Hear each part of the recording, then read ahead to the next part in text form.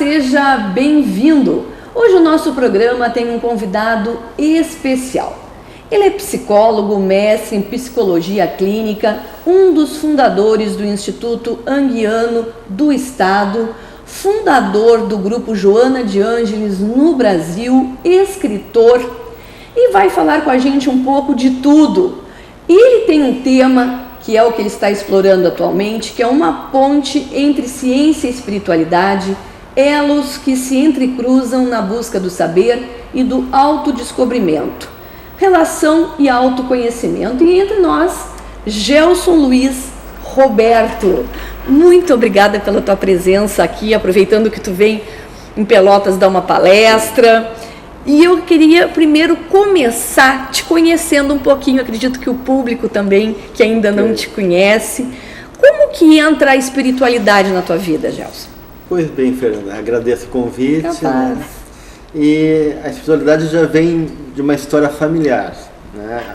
A minha avó, ela já tinha uma relação com a espiritualidade, tinha uma boa mediunidade. E aos 15 anos de idade, ela me manda uma orientação espiritual, nos incentivando, eu e meu irmão, que é gêmeo comigo, né, a buscar um caminho espiritual. Né? E aí realmente nós seguimos a orientação dela. Isso foi lá em Santo Ângelo, que eu sou missioneiro. Nasci de Cruz Alta, mas me criei em Santo Ângelo. E dali a gente entrou no movimento espírita, da evangelização, cooperando, e aí foi um caminho sem volta, né? E aí, no caso, entra para ti a tua formação em psicologia. Por que a escolha dessa faculdade? Eu acho que é uma questão de vocação. Meu irmão é médico, eu sou psicólogo, mas, de uma maneira, a minha preocupação mesmo no curso de psicologia era ter uma visão mais integrada do ser humano, né, que pudesse realmente contemplar a totalidade do ser. Então, a questão da espiritualidade é inerente à realidade humana, então sempre me ocupou dessa realidade de alguma maneira, e eu procurei no curso de psicologia uma linha teórica que pudesse contemplar então essa realidade da espiritualidade e pudesse realmente favorecer essa concepção mais integral do ser humano. Daí a procura por Jung. Daí o Jung, que é um psicólogo suíço, né, que foi discípulo de Freud, mas depois de um certo tempo rompeu por questões de diferenças teóricas, conceituais, e Jung realmente é um psicólogo que vai se ocupar de uma série de concepções novas, desde o inconsciente coletivo, a realidade espiritual, a religiosidade como um processo autêntico e verdadeiro e necessário para o ser humano. Então ele vai conceber uma psicologia que abrange a cultura, abrange a realidade biológica, mas também abrange a questão também da espiritualidade. E no caso, aí a gente vai ir para a ciência e espiritualidade, já bem nesse elo, né? Ainda mais algumas décadas, ainda nessa década, muito a ciência se defrontou, né, com a espiritualidade. Como é que tu vês isso hoje? Alguns médicos, inclusive algumas faculdades, elas já trabalham um pouco esse lado espiritual. Como é que tu vês essa evolução? Há um grande aumento de pesquisa nessa área, né? No mundo inteiro, tanto que no Brasil, Estados Unidos, Europa, a gente tem grupos de pesquisas coordenados, integrando faculdades do Brasil e de fora, buscando, né, esse olhar para essa realidade espiritual, prática da oração, meditação, a questão das curas espirituais. Então, já tem bastante material científico de pesquisa. E a psicologia, por um tempo, ela esqueceu um pouquinho essa realidade, se voltando mais para o comportamento humano. Porque ela vem de uma história onde a psicologia é concebida a partir de uma visão de mente, e depois ela sai dessa realidade da mente para a realidade do comportamento. Mas, nesse momento da atualidade, com uma série de transformações mundiais, a questão da espiritualidade volta a ser algo reconhecido, uma preocupação da ciência, né? E, claro, a gente encontra ainda no meio acadêmico um certo preconceito, não tanto da ciência, mas do cientificismo, né? Das pessoas que se colocam como cientista, mas estão presas às suas concepções pessoais, e isso um pouco atrapalha ainda, né? Uma visão mais aprofundada dentro da academia, mas nós temos laboratórios de religiosidade, por exemplo, na USP, na PUC, nós temos pesquisa aqui na PUC do Rio Grande do Sul, PUC de Porto Alegre, nós temos também pesquisa agora com espiritualidade, um curso sobre espiritualidade que está sendo, interessante. Né? Ali em Porto Alegre também a FATO tem um curso sobre saúde e espiritualidade. E a psicologia começa agora a aprofundar isso através daquilo que a gente chama de experiências anômalas. Então, tudo aquilo que a ciência não explica, ou que não está dentro dos conceitos ainda bem estruturados da ciência, enquanto realidades que nos acometem a nível de comportamento, a gente chama de experiências anômalas. Então entra as curas espirituais, entra até sem abdução de discos voadores, de extraterrestres. Já entra nessa... Experiências de quase morte, lembranças de vidas passadas. Então, tem uma categoria de experiências que são pesquisadas no mundo inteiro e que chama de experiências anômalas. E esse trabalho em cima das experiências anômalas está sendo muito importante. Nossa. Porque até há pouco tempo se associava muito, por exemplo, a mediunidade, a capacidade de estados alterados de consciência à patologia. É uma linha muito tênue. Até que ponto uma pessoa que começa a ouvir espírito, ouvir vozes, né, ter visões, até que ponto isso é patológico ou não. Então, essas experiências anômalas e a pesquisa em cima disso está podendo clarear bastante em relação a isso. Tanto é que o DSM-5, que é, né, o manual de psiquiatria, de diagnóstico americano, que é usado no mundo inteiro, ele já tirou os sintomas positivos como centrais na esquizofrenia. Tipo assim, ouvir vozes, ver. Por quê? Porque quer dizer que isso não é mais o fator mais importante na questão da patologia, mas sim o funcionamento da pessoa.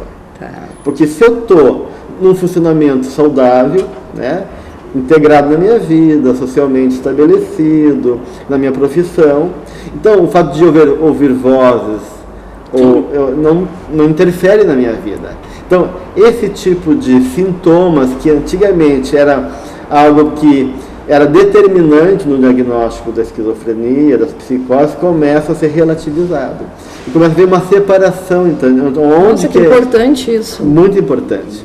Onde essas experiências realmente apontam para algo que é patológico, e onde isso aponta para uma natureza do ser humano, por uma capacidade que nós temos, que na verdade, se a gente poder reconhecer na história da humanidade, né, sonhos proféticos, experiências que acontecem a todo momento de telepatia, pré-cognição, nos sonhos, nas experiências de contato, até com animais. Então, isso é da ordem da realidade humana, é de uma realidade, mas que talvez a ciência tinha medo de olhar com mais cuidado, né? E agora isso começa não só a ser reconhecido, mas respeitado e acolhido na ciência como um fato, uma realidade do ser humano que precisa ser bem estudado.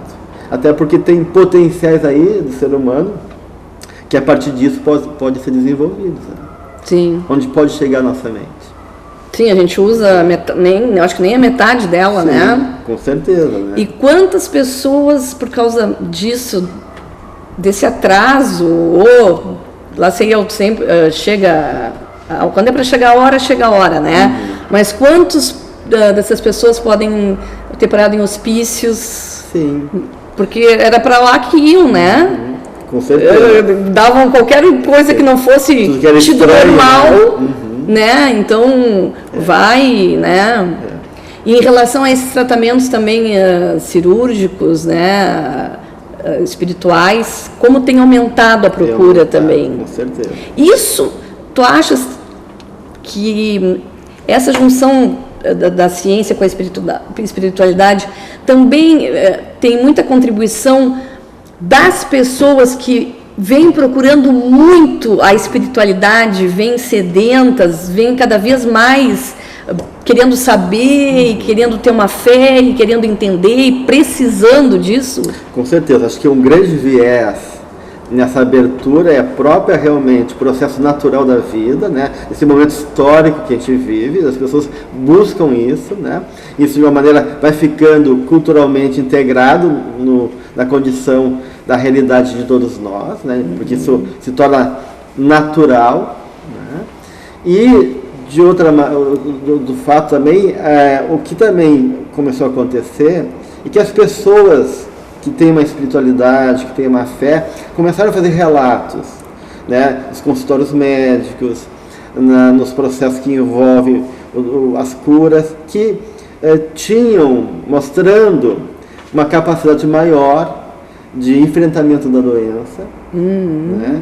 Uma capacidade maior de aumento do sistema imunológico, um apoio, uma rede de apoio também, na ligação que ele tem no grupo religioso onde ela está inserida. Então, a gente foi percebendo, e a ciência foi percebendo também, que as pessoas que têm uma experiência de transcendência, de espiritualidade, tende a ter maior qualidade de vida do que as pessoas que não têm. Então, acho que esses dois grandes movimentos, a busca das pessoas, de uma maneira, esse reconhecimento que começou a gritar para o pessoal envolvido com pesquisa área médica, né, dessa qualidade de vida relacionada à fé e espiritualidade, tem contribuído bastante para que isso possa ser agora, de uma maneira, não só estudado, mas tendo um espaço maior. E até em consultórios a gente conhece pessoas e ouve falar e acaba que vai de boca em boca, né? Claro. Então, fulano fez uma cirurgia astral, estava com câncer, e aí com o exame todo ali, né? Todo feito. Aí fez uma cirurgia astral, aquilo ali já diminuiu. Aí daqui a pouco ele está fazendo isso aqui, quando leva para o médico, tá, cadê? Muitos casos acontecem. Exatamente. Então, acredito que eles também se viram na obrigação de... O que está acontecendo? Sim. Tem uma questão ali que se apresenta e não dá para fechar os olhos. Não. O que está acontecendo? Porque em casos normais não aconteceria. Claro. Né? Está fazendo até quimioterapia, tudo bem, mas não diminuiria esse tamanho que está, né? Com certeza, não é que a gente quer negligenciar, né, o claro que não, médico, claro que os não. recursos da medicina, Claro mas que não. isso que representa um trabalho, né, de conjunto. apoio, né, que até o próprio governo reconheceu aquilo que chama de medicina complementar. Então, no SUS, nas redes de saúde, nos hospitais, agora é formalmente estabelecido que pode haver um trabalho complementar na saúde junto ao tratamento convencional. Então, já pode ser usado reiki, Imagina. já pode ser usado acupuntura, já pode ser usado trabalhos com meditação. Tudo isso é reconhecidamente cientificamente comprovado que tem um bom resultado e pode complementar também os recursos da ciência convencional. Sim, então, eu já vejo uma abertura bastante importante aí. Né? Muito importante, impressionante. E aí, no caso aqui, essa ponte entre ciência e espiritualidade, né, na busca do saber, do autodescobrimento, o autoconhecimento é uma coisa bem complicada, né? É complicado. Eu acho que é o pior, assim, eu acredito que seja... É mais fácil tu conhecer o outro do que tu te autoconhecer. Com certeza. Porque já estava lá no oráculo de Delfos, né? Conhece a ti mesmo. Mas esse é um grande desafio do ser humano, né? Quer dizer, o próprio Jung dizia assim que, lembrando, né, a palavra do Cristo, né, que existia um reino dentro de nós. Mas quão difícil a gente ser dono do nosso próprio reino. Né? Então, realmente, acho que o desafio maior, com toda a tecnologia que nós já alcançamos, toda a cultura, todos os conceitos que vão se abrindo nas várias áreas do conhecimento, o conhecimento de si mesmo ainda me parece que é o desafio maior de todos nós. E vem tudo daí, né, Elcio, se a gente for ver. O autodescobrimento também inibe ou interrompe muitas doenças até, né? Muitos medos, muitos conflitos, que geralmente criamos até, né? Nos autoflagelamos. Que toda emoção, ela vai ter uma base também, uma dimensão que afeta diretamente a questão fisiológica. Toda emoção. Qualquer emoção nossa repercute no corpo. Então, quanto menos esse caminho da emoção, esse processo interno que envolve questões de conteúdos internos da nossa história de vida, processos que a gente viveu, experiências, marcas que nos aconteceram e realidades que nos pertencem. Quanto mais a gente negligencia isso, né, mais se pega um caminho, né, dentro da dinâmica que envolve o comportamento humano, aonde o corpo acaba sendo uma ancoragem dessas emoções. Então, se tu se conhece e tem um processo não só de reflexão, mas de dar uma expressão adequada ao teu mundo interno, em poder entender esses processos, que tu pode de uma maneira estabelecer uma relação de integralidade, de desmanchar conflitos, de poder de alguma maneira desenvolver potenciais criativos, de estabelecer uma harmonia, um equilíbrio, e isso tudo evita, né, não só doenças físicas, né, ditas psicossomáticas, sim, mas também uma condição muito mais rica como ser humano. Então, toda vez que um processo não pode acontecer por uma via mais elaborada, mais humanizada, né, e essa energia psíquica, que a gente chama de libido, ela vai ser ancorada, ela regride. Regride e acaba atingindo o nosso corpo físico, e aí tem muitas das doenças, né, ditas hoje modernas, tudo, né? Pânico, estresse, depois tudo. Doenças autoimunes, doenças de pele, né, as alergias, isso tudo tem um fundo emocional bastante evidente, né, que podiam ser evitadas se a gente fizesse um trabalho de mais compreensão em relação ao nosso próprio mundo interno. E em relação a tratamentos, assim, que a gente está falando na parte espiritual, não seria também, por exemplo, às vezes a gente fala, qualquer religião que tu tiver uma fé, ela pode se eu estou te fazendo essa pergunta, ela pode te levar a uma vida mais saudável, a uma vida, não quer dizer que seja o kardecismo, porque às vezes a gente vê assim, os evangélicos, que aquele monte de gente, acredito eu, que o potencial de oração naquele horário, daquele tempo ali, todo mundo vibrando pela mesma coisa, a mesma energia, que tem essa mesma capacidade, né? Porque seria a oração também. Existe mais de uma pesquisa realmente focando exatamente isso. Tanto em pacientes que sabiam que estavam sendo orados por ele, como pacientes que não sabiam que tinham pessoas orando por ele, e mesmo assim, o grupo que recebeu a oração teve uma melhora mais significativa do que as pessoas que não recebiam oração, mesmo não tendo conhecimento que recebiam oração. Então, há pesquisas importantes sobre isso, mas eu acho importante, nisso que está trazendo, que a gente faz uma diferença entre religiosidade ou espiritualidade e religião.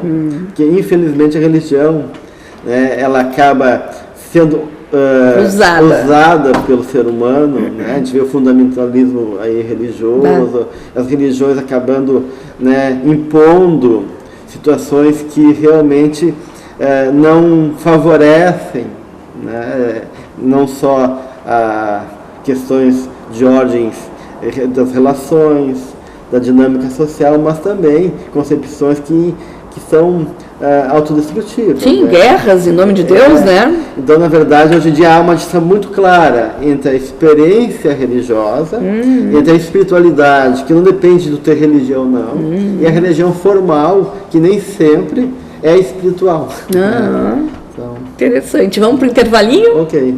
A gente vai para o intervalo e em seguida voltamos com esse assunto e esse entrevistado hoje muito especial. Vai lá e volta rapidinho.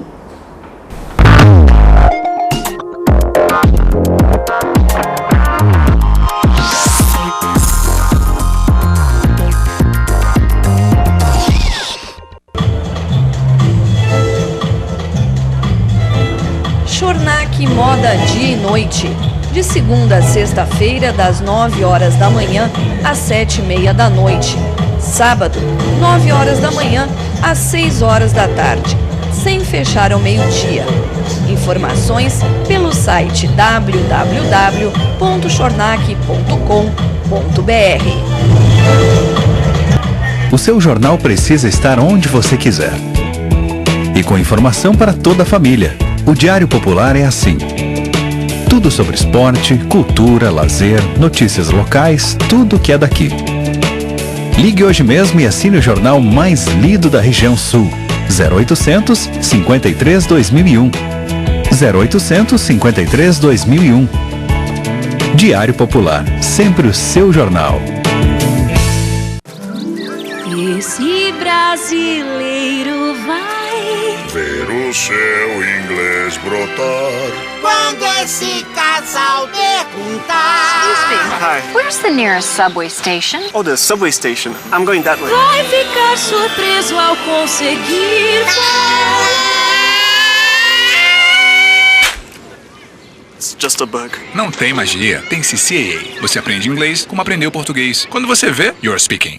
Matricule-se já no CCAA de Pelotas.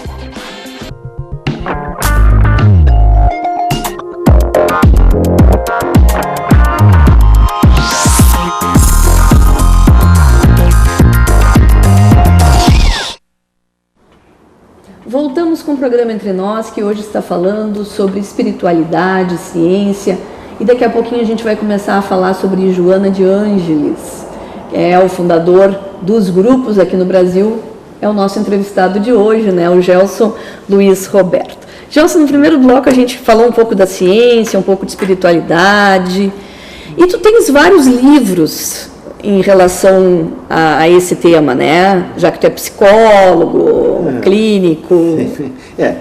Livros da minha autoria mesmo, eu tenho um, que é o Aquém Além do Tempo. Além do Tempo, que é realmente integrar esse conhecimento de espiritualidade com as fases da vida na relação com a psicologia, né?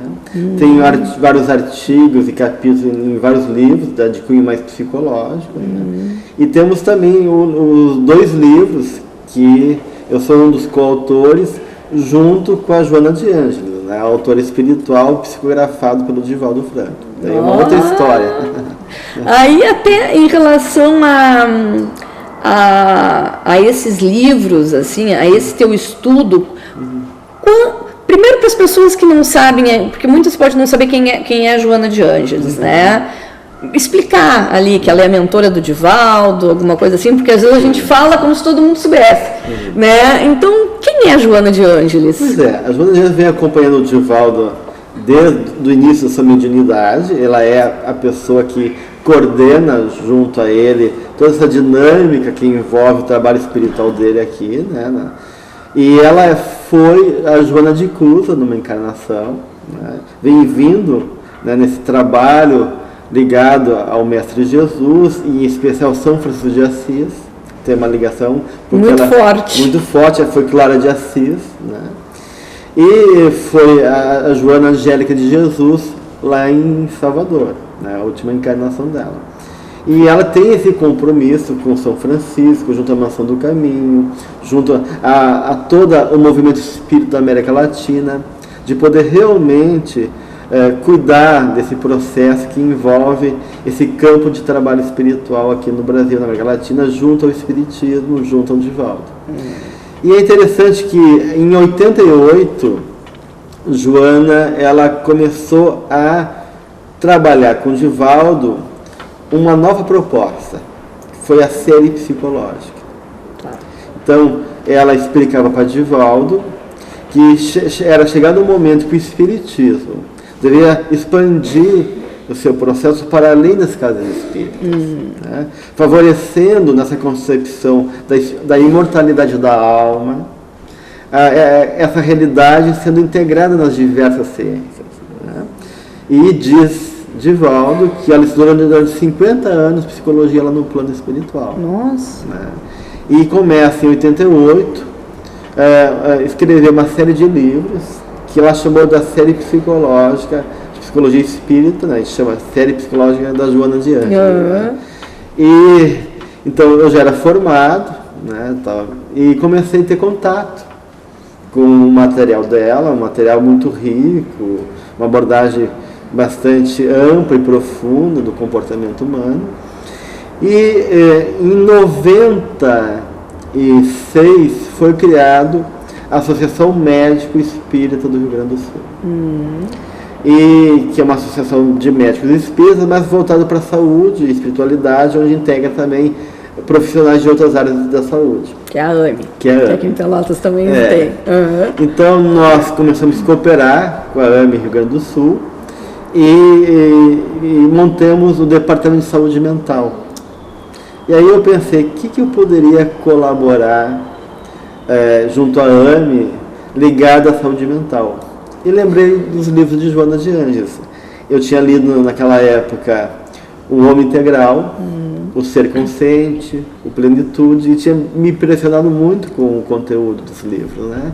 E aí a gente fez um curso de 2 anos, baseado na psicologia de Joana de Ângeles e alguns conceitos da psicologia, integrando então essa visão mais espiritual que ela nos traz com a psicologia mais acadêmica, né? Não sei como, né? Divaldo ficou sabendo, aí eu recebo uma mensagem dela por ele, dizendo que ela estaria me dando apoio direto, que eu confiasse, e me autorizando, não só autorizando, mas me convocando, né, a cooperar então nessa proposta de começar a criar grupos de estudos e cursos em cima da série psicológica, porque isso é de grande interesse dela. Diz Divaldo que ela vai reencarnar daqui a alguns anos, né, e ela vem com um compromisso com a psicologia e com a mediunidade. Então talvez ela já esteja preparando esse compromisso, já começando, né, um processo de preparar o terreno, né, para essa missão dela, né? E a partir disso começou um processo bastante rico de movimento no Brasil e fora do país, ligado então a esses cursos da série psicológica de Joana de Ângeles. Inclusive aqui em Pelotas a gente tem, quem coordena é a Janine Lopes, sim, né? Exatamente. Que está aqui nos assistindo, aqui nos bastidores, e que eu tive o privilégio de, por uns 2 anos, participar desse grupo. Agora não estou participando porque não tenho como horário, mas ela é apaixonante, né? Com certeza. E o texto dela, como é atual, eu fico impressionada, é para a vida, porque às vezes a gente fica pensando assim, que tu vai escutar alguém e que aquilo não te traz nada. Né? Aquela coisa decorada, mas não, ela é de uma atualidade, de um parar para pensar e de questionar, até assim, quem tem interesse, né, vale a pena, é um curso maravilhoso, a gente depois pode estar até dando informações ali no Facebook, de quem quiser fazer, como fazer, a Janine está aqui no estúdio, né, está fazendo assim com a cabeça, que vale a pena. É um trabalho maravilhoso, né? É um estudo profundo da psicologia, né? De Joana de Ângeles, maravilhoso, vale a pena. E é pro dia a dia mesmo, né?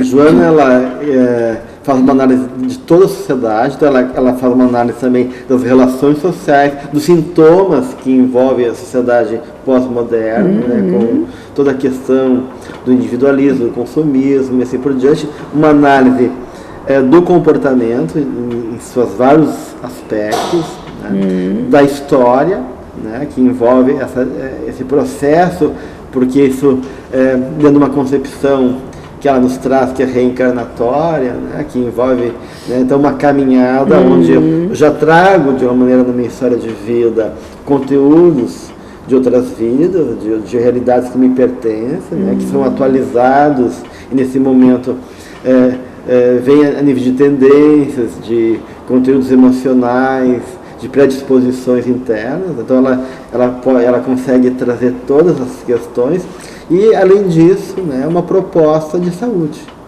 né, de busca desse homem integral, desse homem que ela propõe, né, desse ser consciente, de sair dessa fase infantil, né, de que dessa natureza ainda muito inconsciente, o homem de si mesmo, né, uma natureza espiritual muito voltada para o seu egoísmo, para a matéria, né? Para o orgulho, para o individualismo, né? Uma concepção muito maior, né? E nesse momento que a gente está chegando a outros planetas, né? Então, de uma maneira, me parece que fica restrito a uma concepção tão pequena, né? Tão individualista.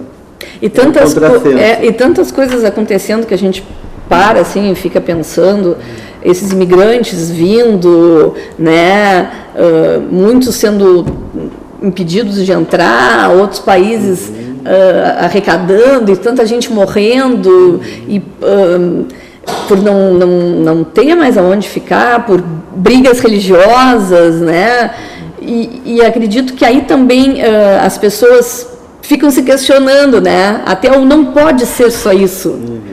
Né? Com certeza, Tipo, a gente olha na rua com esse frio que está aqui no Pelotas, né, no Rio Grande do Sul, muito úmido, a gente vê gente passando frio, muita gente boa ajudando, mas a gente começa a se questionar porque eu tenho a minha casa, o meu teto, a minha coberta, a minha comida que também aquece, né, e outras pessoas não, e aí tu começa a te fazer perguntas, né, que tipo, não pode ser só isso, a gente não veio, não pode ser só aqui, tem algum motivo, e acredito que também seja muito isso, as pessoas estão questionando muito, e então daí a procura também por respostas, né? Eu acho que chegando no momento histórico atual, onde a gente não pode fechar mais os olhos para certas realidades que estão se impondo, né? E existe um grande sofrimento, né? Seja um sofrimento humano, seja um sofrimento da própria terra, né? Então, a crise que a gente vive, e essas questões todas que nesse momento geram, né, esses conflitos mundiais, incertezas, né, dúvidas, violência, questões da sustentabilidade do planeta, a globalização. Então, de uma maneira, se isso tudo nos trazem sintomas de um estilo de vida que tem que ser questionado, também a internet e a globalização nos traz uma nova imagem que está muito ligada com essa visão de espiritualidade, que é essa ideia de rede, né? Quer dizer, o universo todo constituindo uma grande rede, uma grande comunhão baseada na lei do amor. Então, e isso é um dos temas da nossa proposta aqui em Pelotas, de trabalhar exatamente esse tema, né? Que não há como a gente viver sem relação. Porque o universo é relacional. Tudo se relaciona com tudo. Mesmo a partir da física quântica, das relações, dos princípios que envolvem, né, as partículas atômicas. Então a gente vai ver que existe uma correlação entre o macrocosmo e o microcosmo, e uma ressonância, né, onde nessa dinâmica relacional nós somos convocados a ter uma nova postura frente à vida.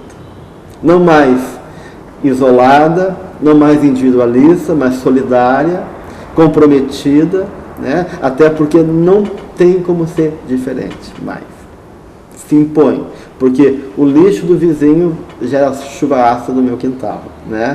Então, a gente começa a ter um novo paradigma, onde a vida, o mundo é concebido a partir desse mundo de relação. E a gente está vendo isso a nível do comportamento das pessoas, como tu trazes aqui, né? A realidade de Pelotas, essa necessidade de a gente poder olhar para o próximo, reconhecer que a minha vida depende do outro e que a gente está todos no mesmo barco. Se afundar um, afunda todo mundo. Ontem até apareceu um Globo Repórter que era em relação a voluntariado. E foi um programa muito bonito, não sei se tu chegasse a ver. Não cheguei a ver. E pessoas que não tinham nada a ver, por exemplo, um menininho que um dia se deu conta de que o cachorro serve de guia para cegos, e ele resolveu pedir para o pai dele uma caixa, uma criança de 12 anos, 11 anos, e foi lá pela rua dele recolher dinheiro para poder comprar esse cachorro, porque ainda esse cachorro ele custa uns 30 mil reais, porque ele vem ensinado dos Estados Unidos, toda aquela coisa. E os pais dele, assim, emocionados, e aí ele foi contar o dinheiro de, tipo, uma semana, ele já tinha conseguido já quase 4 mil reais. Então, pessoas, assim, ajudando, mesmo não sendo a realidade delas, vendo a realidade dos outros. E aí até eu me questionei, assim, porque a gente vê tanta coisa ruim na televisão, que só mostra coisa ruim, né? As coisas boas, pensando como existem pessoas do bem, pessoas boas no mundo, né? Que fazem um pouquinho, que vão ali e ajudam, mas que isso muitas vezes não rende notícia para determinados canais, né? E como existe... Importante isso. Como existe isso, né? E ali foi mostrado vários exemplos, e aqui em Pelotas acontece muito agora, inclusive em relação a animais. Já fizemos uma reportagem aqui, até um dos estagiários, o Pablo, fez, que veio uma menina de Santo Ângelo estudar aqui, e ela ficou impressionada do número de cães soltos nas ruas, que lá na cidade dela não existe. O que ela fez? Ela ficou preocupada porque um cachorro velhinho morreu de frio. Então aí o que ela fez? Ela pegou e está fazendo agora roupinha soft, pedindo para as pessoas roupinha soft, para ajudar, para doar. Ela vai já com uma amiga dela, já conseguiu outros voluntários, eles vestem todos os cachorros da rua em Pelotas. Agora ela está conhecendo o restante da cidade, que outras pessoas daqui estão levando. E quando está para chover, eles vão lá e tiram a roupinha, porque com a chuva pode trazer doença, pode trazer fungos. E isso eu fiquei impressionada, porque precisou vir alguém de fora com outros olhos para ver esse tipo de coisa. Então isso com animais e tudo. Tem muita gente que diz, não ajuda uma criança. Mas eu acredito que cada um... Todo movimento é válido. Exatamente, cada um, olha, eu tenho uma intimidade maior com animais, o outro vai ter com criança, o outro vai ter com idoso, né? E como existe, a gente fica impressionado, assim. Isso me fez lembrar de um documentário, de uma pesquisa de um americano, um psicólogo, chamado Você é Feliz? Onde ele vai questionar o que é felicidade. Então ele pega um grupo de pessoas, então ele pergunta primeiro, o que te traz felicidade? Qual é a ideia, qual é a fantasia para ti de felicidade? Então tem um grupo de pessoas que dizem que felicidade é ter status sociais, ter recursos financeiros, ter sucesso e ter saúde. E um outro grupo que dizia que felicidade é ter uma boa relação afetiva, familiar, de apoio familiar, de um sentido na vida e assim por diante. Então ele dividiu em categorias, as categorias de felicidade baseadas nesses princípios, né, e nos outros princípios. E daí foi atrás de pessoas que tinham conquistado aquelas categorias. Sim. Daí conversou com pessoas que tinham dinheiro, que tinham status social, que tinham saúde, e perguntou, tu é feliz? E as pessoas diziam que não eram felizes. Então ele vai constatando que, apesar do bem-estar que essas questões todas nos trazem, né, de saúde, de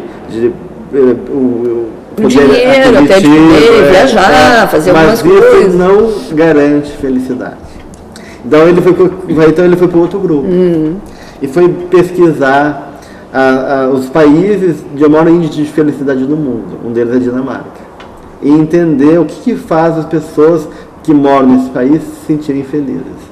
E aí, um dos elementos que ele realmente constatou na Dinamarca, numa parte de uma das ilhas japonesas, é que a solidariedade é um fator de felicidade fundamental. porque isso dá uma sensação de pertencimento, de não estar sozinho, dá uma relação de qualidade de vida. Ele entrevistou uma dinamarquesa que tinha se separado do esposo e foi morar num lugarejo menor, onde as casas compartilhavam o mesmo pátio. E tinha uma cozinha comunitária. Imagina. Onde cada pessoa cozinha para todos uma vez por semana. Então ela disse que a partir disso, ela tinha mais tempo para os filhos dela.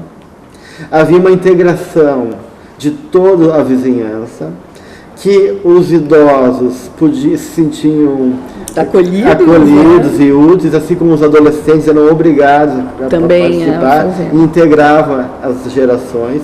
Os filhos dela também tinham o apoio dos vizinhos e dos idosos, ela podia sair com mais tranquilidade de casa e ter mais tempo de convivência. Então, tu vê que importância tudo isso. Né? E agora, só para a gente depois vai para o intervalinho, teve um exemplo também em relação a isso que eu achei muito interessante, uma senhora de 60 anos, que é 60 anos, infelizmente aqui no Brasil, tu já não tem espaço para trabalho, né? Quando a gente já adquiriu uma experiência que a gente teria muito para dar, o Brasil ainda está muito atrasado.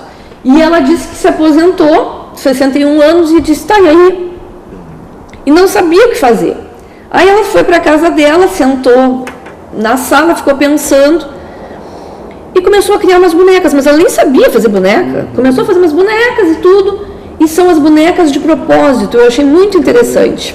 Então, numa da careca, ela fez careca para as crianças que têm câncer, aí fez com um cabelinho que tu pode botar o cabelinho, ou botar o boné, fez uma que estava esperando o coração, e aí começou, e aí então abre a bonequinha aqui, tudo de pano, abre o coração e sai o coração todo colorido, trabalhado com lantejoulas, com as cores, do rim, sai aqui, e aí ela foi entregando, e a casa dela mostraram hoje tem 50 pessoas que nem cabem mais e pessoas que nem sabem o que fazer. Então tem um nome.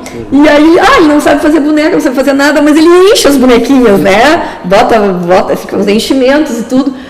E uma das voluntárias diz assim, eu até não era muito ruim, mas hoje eu me sinto muito boa, muito do bem, me ajudando a quem está. E aí depois elas foram entregar para as crianças dos hospitais. Eu achei até muito interessante a gente estar assistindo isso, muito interessante de repente de fazer alguma coisa por aqui. E a guriazinha, quando foram aí na unidade do câncer, elas é que dizem mais ou menos quando teria para entregar. O lado psicológico, as psicólogas vendo, né? Quando que é o momento.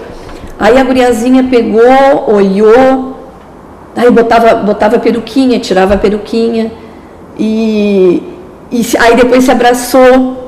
E aí elas começaram a falar pelas bonecas, o que elas sentiam. Você poder subjetivar e trazer os sentimentos dela a partir dali. E aí entregaram 3 que estavam com problemas de coração, elas tiravam o coração brilhoso, assim, e diziam, essa bonequinha ela vai viver. E abraçaram a mulher e choraram, assim. Então, assim, são poucas coisas, mas que às vezes a gente não se dá conta e não faz nada. Coisas simples, né? Então, não depende de nada. Só esse olhar mais cuidadoso. Né? Impressionante. E ela se sentindo maravilhosa, porque ela saiu do campo de trabalho, né? Se sentindo sozinha, se sentindo isolada, excluída. E aí ela foi entregar também as bonequinhas. Eu achei muito, muito, muito bom. Então, assim, não precisa ter dinheiro, não precisa... basta ter uma ideia, uma vontade de ajudar quem está, às vezes, até do lado, que as pessoas conseguem, assim, né, ter uma vida melhor e se sentir melhor. A gente vai para o último bloco, passa rápido esse programa, vai lá que a gente volta já já.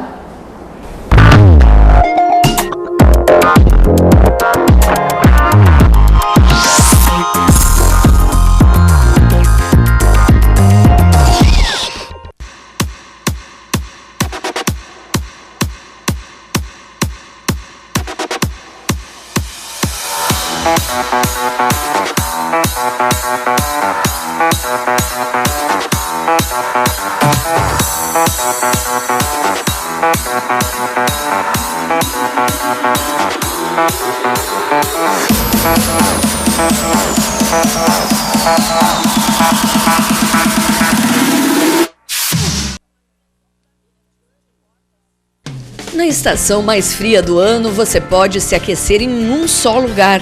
Na Casa Blumenau, a loja preferida da região.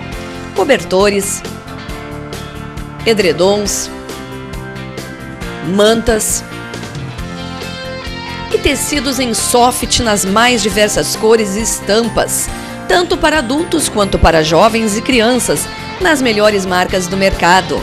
Aqui você encontra qualidade e bom preço, também no setor de mesa, tapetes e vestuário. Para eles, casacões, sobretudo, japonas, jaquetas, casacos em veludo e lã. Para elas, casacos, jaquetas, japonas, blusas e coletes. Mercadorias para todos os gostos e bolsos e nos mais variados tamanhos. E para o banho, jogo de toalhas, roupão masculino e feminino e até touca para cabelo. O melhor em cama, mesa, tecidos, banho e tapetes você só encontra na Casa Blumenau, a loja da Boa Compra.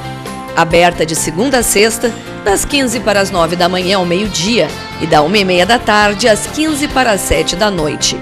No sábado, das 9 à 1 da tarde. Mas atenção, nos 2 primeiros sábados de cada mês, você tem mais tempo para escolher as mercadorias. É que o horário se estende das 2 às 6 da tarde. Em Pelotas, a Blumenau fica na Rua General Osório, 701, esquina 7 de setembro. E em São Lourenço do Sul, na Coronel Alfredo Born, 539. Casa Blumenau, a loja da Boa Compra. Esse brasileiro vai ver o seu inglês brotar. Quando esse casal perguntar: Hi. Where's the nearest subway station? Oh, the subway station. I'm going that way. vai ficar surpreso ao conseguir falar. It's just a bug. Não tem magia, tem CCAA. Você aprende inglês como aprendeu português. Quando você vê, you're speaking. Matricule-se já no CCAA de Pelotas.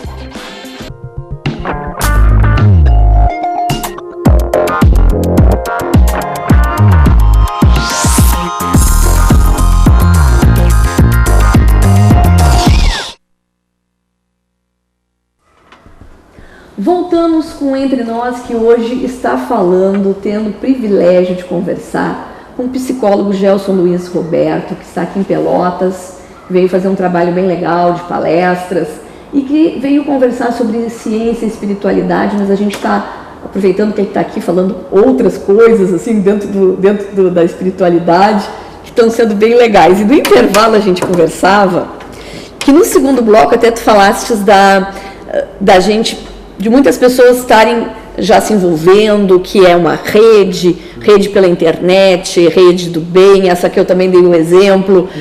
Mas também existe um lado, que até vem um secretário do meio ambiente aqui falar com a gente, que ele fala que também existe um lado de pessoas que estão se afastando disso por causa da violência. Que antigamente a gente colocava cadeiras na rua, tomava seu chimarrão, que hoje a gente está gradeado por causa da violência, que hoje existe muitos condomínios que acabam, que tem tudo dentro desses condomínios, que fazem que tu não precise ir mais para a rua. Então também existe ainda um outro viés meio batendo contra, né? Que é uma coisa que também a pessoa tem medo, porque existe muita violência hoje, e que acaba que a gente que está se gradeando e não se empoderando da rua, né? É uma coisa bem interessante eu isso. Acho que isso é um pouco da nossa realidade, essas contradições, né, que envolvem esse mundo de incertezas e esse momento tão delicado que a gente vive a nível planetário, né? Então, por um lado, a gente chegou num limite, né, em várias áreas da nossa realidade, né, seja nível ecológico, nível da sustentabilidade do planeta, nível das relações, a violência. E a gente vê, e o Bauman, que é um sociólogo polonês, fala muito bem sobre isso, né, alguns sintomas da pós-modernidade, e um deles é o individualismo, a perda dos referenciais, dos grandes sistemas que ganhavam a nossa vida, né, se desmancharam. Então, a realidade é mais gueto mesmo, né, pequenos movimentos, e aí, nesse mundo de incerteza, entra o hedonismo, o culto exagerado ao prazer e ao corpo, o individualismo, e o Bauman vai dizer que tudo isso escoa no movimento de consumismo. Então, se de um lado, né, a gente vê esse movimento solidário, preocupações surgindo, por outro lado a gente está também vivendo o reflexo de uma sociedade que não se preparou, né, vivendo esse ato que eu acho de desespero, né, onde a gente chega ao cúmulo de que o que a gente mais teme é um outro ser humano. Né? E os enfrentamentos disso, né? Nessas tentativas de saída. Só que me parece, e o Bauman coloca isso, que esse movimento de individualismo, de estar fechado, apenas reforça esses sintomas todos. Né? Então, de uma maneira, a ideia é assumir que todos nós somos responsáveis. Né? E também nós, como responsáveis, também somos agentes desse processo, como produto e produtor da história. Então, a sociedade está nesse estado, não é culpa do fulano, só do ciclano, só do político, mas de todos nós como cidadãos e da postura frente à vida, né? Porque a violência começa dentro de casa. Né? A violência do planeta, né? A gente vê todo o movimento que envolve agora, né, a questão da violência da mulher, de alertar, de tomar consciência, mas a mídia tem uma propaganda onde a mulher é vista ainda como um objeto. Sim. Né? E como é que fica isso na mentalidade das pessoas? Então, se a gente não mudar e realmente e reconhecer que a postura da frente, de todos nós, frente ao dia a dia, frente a como a gente se movimenta, como a gente concebe a realidade, não tem que mudar, não adianta de criar sistemas artificiais, de gradear, porque em algum momento isso vai entrar em colapso também, né? Então, o ser humano tem que mudar. Isso seria uma falta do ser integral? Isso é uma das questões que a Joana coloca realmente, né, nessa busca do ser integral, que é, de alguma maneira, ela faz uma relação com o termo individuação do Jung, que é um indivíduo. Um indivíduo é um ser não dividido. Né? Diabolos, né, do latim, é dividir. Então, a pessoa neurótica é uma pessoa dividida. E símbolos é o que reúne, que integra. Então, a proposta da Joana como ser integral é se reconhecer nessa totalidade. Tanto aquilo que a gente tem de potencial como a nossa sombra. E não mais escamotear, né, a nossa responsabilidade, as nossas questões mal resolvidas. Então, essa responsabilidade que ela chama, né, nessa nova condição de uma maturidade do ser humano, envolve realmente ser integral. Não é uma perfeição, porque perfeição tem...